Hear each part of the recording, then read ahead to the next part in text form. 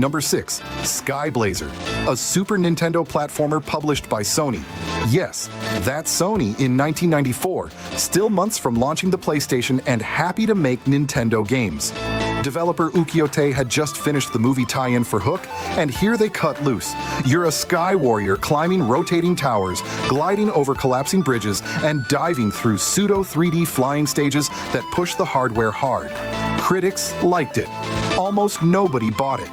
Then the PlayStation arrived, and Sony forgot it ever made Super Nintendo games.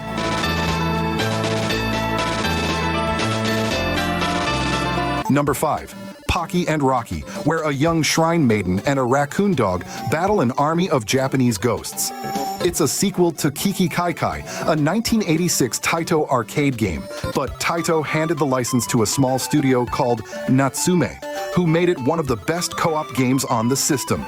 2 players top-down, dodging yokai with paper charms and tail swipes, and you can slide into your partner to fling them across the screen like a projectile. Adorable to look at, merciless to play.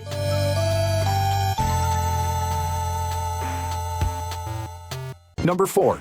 Space Megaforce, known as Super Aleste in Japan, a 1992 shooter from Compile, the genre masters, published by Toho.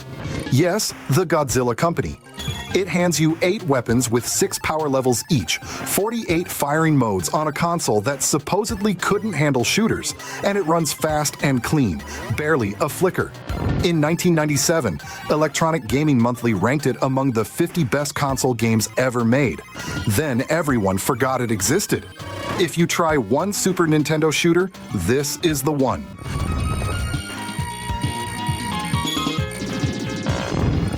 The top 3 is where it gets strange.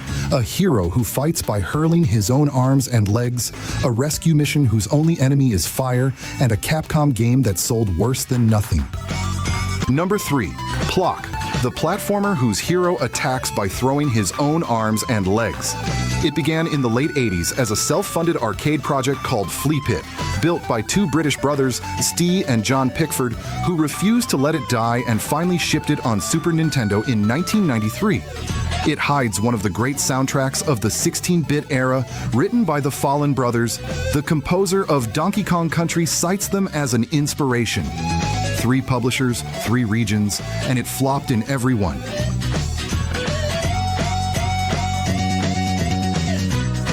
Number 2.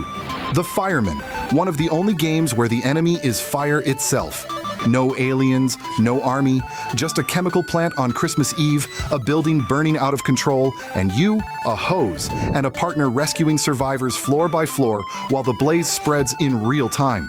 It came from Human Entertainment, the studio that later made the Clock Tower horror series, and you feel that tension in every corridor. Japan got it in 1994, Europe in English a year later. America never got it.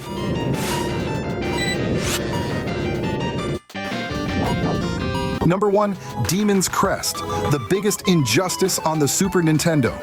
Capcom took Firebrand, the Ghosts and Goblins boss from 1985, and made him the hero, a dark, gorgeous game where you fly, dive, and hunt magical crests across a gothic kingdom on your own terms.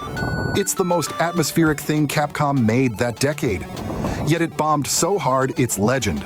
Nintendo Power reported that in 1 week, more copies came back to stores than sold. Negative sales. Today, critics rank it among the system's best.